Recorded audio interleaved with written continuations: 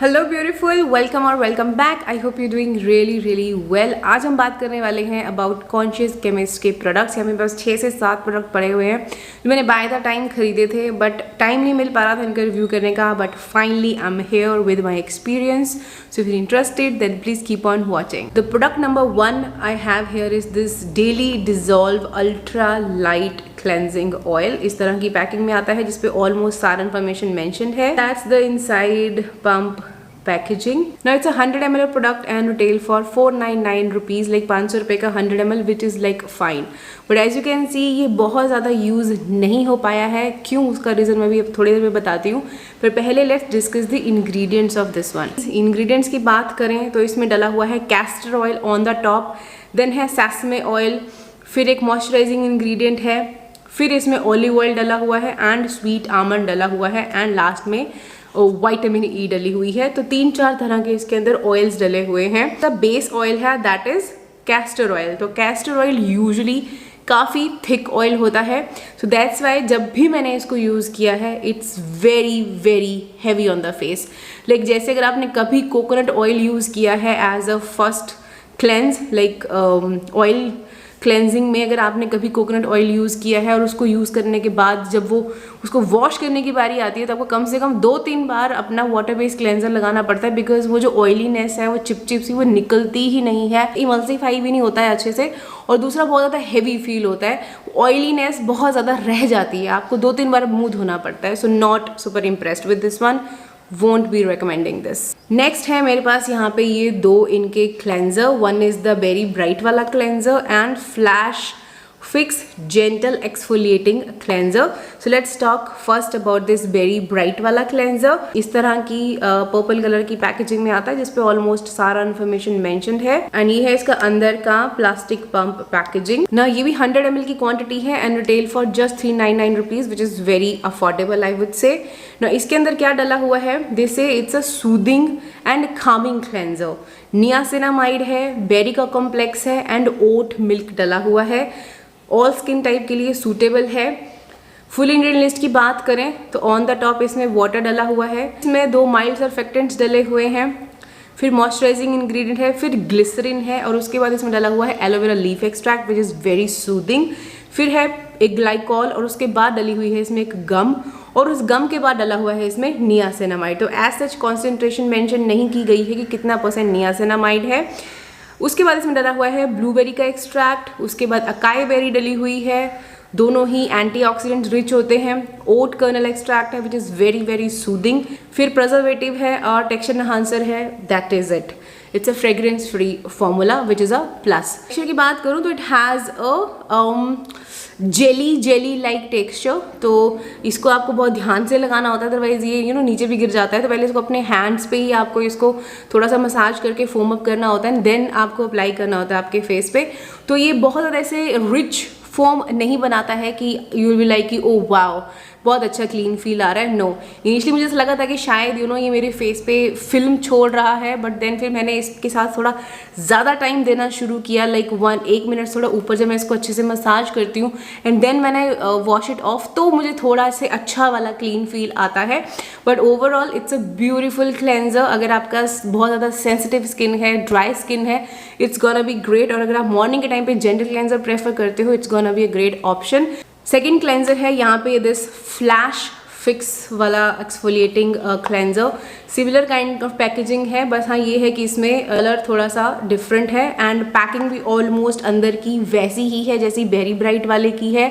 But अभी वो cleanser मेरे पास नहीं है, हमने वो यूज़ किया था बट मेरे हस्बैंड ने उसको कहीं पे गुम कर दिया है, और मैं दोबारा से खरीद के पैसे वेस्ट नहीं करना चाहती थी, बिकॉज मैंने ट्राई किया हुआ है उसको, तो आई नो कि वो कैसा है। तो आई होप कि आप लोग अंडरस्टैंड करोगे, तो मैं इस पैकिंग के हिसाब से ये एक्सप्लेन कर देती हूँ कि इसी तरह की पैकिंग थी उसकी भी, बस ग्रीन कलर की पैकिंग थी। बट अब इंग्रेडिएंट डिस्कस कर लेते हैं। तो इसके अंदर डला हुआ है salicylic acid, glycolic acid and cica का एक्सट्रैक्ट। तो this one is for oily acne prone skin. On the top आपको मिलता है वाटर और वही सेम आपको चीज़ें मिलती हैं, mild surfactants and glycerin, and then आपको मिलता है सैलिसिलिक एसिड। तो सैलिसिलिक एसिड इस पे ऑन द टॉप है, लाइक सबसे पहला जो एक्सफोलिएटिंग एसिड है वो सैलिसिलिक एसिड ही है। सो आई डोंट नो कि इसमें 2% है या 1% है, कहीं पे पैकिंग पे मेंशन्ड नहीं है। सो लेट्स एज्यूम कि 1% होगा या 2% होगा, 2% से ज़्यादा तो नहीं हो सकता। उसके बाद है ग्लाइकोलिक एसिड, तो वो लगा लो कि अगर सैलिसिलिक एसिड 2% है तो ग्लाइकोलिक एसिड 1% होगा या 0.5% भी हो सकता है, तो बहुत ज़्यादा ग्लाइकोलिक एसिड इसमें नहीं है। उसके बाद है इसमें गम, एंड देन है पोमेग्रेनेट का सीड ऑयल, फिर लिकोरिश एक्सट्रैक्ट है, सेंटेला का एक्सट्रैक्ट है, एंड वाटरमेलन का एक्सट्रैक्ट है, and then preservative and texture enhancer डाला हुआ है, दैट इज इट ना। इसका टेक्सचर भी सिमिलर था जैसा कि बेरी ब्राइट वाले का था, बस येलो कलर का था वैसा ही जेली जेली सा टेक्सचर, वही सेम। क्लीन करने में भी उतना ही टाइम आपको देना पड़ता है, तब अच्छा क्लीन करता था। स्क्विकी क्लीन वाला फील आपको उससे नहीं आता था, हल्की सी उसमें एसिडिक स्मेल भी थी, that may because of the acid जो उसके अंदर यूज़ किए गए हैं। ठीक ठाक था, बट अगर आप मेरे से पूछो कि ये या ये, तो I would prefer berry bright one, not this one, because एक जैसे आप सैलिसिलिक एसिड बेस्ड कोई क्लेंजर लगाते हो तो उससे जो बेनिफिट्स मिलते हैं वैसे वाले बेनिफिट्स मेरे को इससे नहीं फील हुए। I would say it's very mild. तो अगर आपका स्किन बहुत ज़्यादा सेंसिटिव है towards salicylic acid, then you can opt for this one, but बहुत ज़्यादा ऐसे पोटेंट वाला मैं इसको सैलिसिलिक एसिड बेस्ड क्लेंजर नहीं बोलूँगी, but if you are beginner you can start with this one, but मुझे बहुत ज़्यादा अमेजिंग ये नहीं लगा। Coming on to the mask, सबसे पहले है this berry bright soothing and calming mask. इस तरह की पैकिंग है ये, इसका अंदर का ग्लास टब पैकेजिंग, बट ये इस पे सब कुछ उल्टा पुल्टा दे रखा है, आई डोंट नो क्या किया हुआ है, ये जो बाहर की है ये उल्टी कर दी है इन्होंने। One is a 50 ml product and retail for 499 rupees, slightly expensive बोलूँगी as compare to rest of the product, because ये मास्क है तो ये 300 तक की रेंज का होना चाहिए था, थोड़ा सा 200 रुपीज़ एक्स्ट्रा मुझे लगते हैं इसके। बट दिस मास्क क्लेम कि ये आपकी स्किन को क्लियर करेगा, रेस्क्यू करेगा एंड रिकवर करेगा। Soothing and calming gel mask है, इसमें niacinamide plus berry complex main ingredient mention है। फुल इंग्रेडिएंट लिस्ट की बात करें तो ऑन द टॉप इसमें वाटर है, फिर है नियासिनामाइड, तो आई बिलीव कि 5% होगा बिकॉज ऑन द टॉप है। देन है इसमें सेंटेला एक्सट्रैक्ट, फिर है इसमें ब्लूबेरी का एक्सट्रैक्ट, फिर है अकाई बेरी का एक्सट्रैक्ट, बिलबेरी का extract, then gum, glycerin, panthenol, allantoin, preservative, texture enhancer, that is it. तो ऑलमोस्ट सेम जो आपके क्लेंजर की इंग्रेडिएंट लिस्ट है वैसी ही है, बट हाँ इसमें नियासिनामाइड ऑन द टॉप है। सो आई बिलीव इसमें 5% तो होगा niacinamide, which is great for your skin. And सबसे प्लस पॉइंट ये है कि ये जेल लाइक मास्क है जो काफ़ी अच्छा फील होता है गर्मी और इस टाइम के मानसून के वेदर के लिए। It's great, it's not hydrating, I won't say कि हाँ, बिकॉज आपको पता है मैं बहुत बार बोलती हूँ अगर आपको ऑयली स्किन है go for clay mask, don't go for hydrating mask. तो हाइड्रेटिंग ये नहीं है, मोर लाइक अ ब्राइटनिंग मास्क और कामिंग और सूदिंग वाला मास्क। मैं अपने पर्सनल एक्सपीरियंस की बात करूँ तो मुझे ये ठीक लगा है, बिकॉज देखो बहुत ज़्यादा कम ऑप्शन है इंडियन मार्केट में जेल वाले मास्क की, है ना, तो उसके हिसाब से देखा जाए तो काफ़ी अच्छा है ये।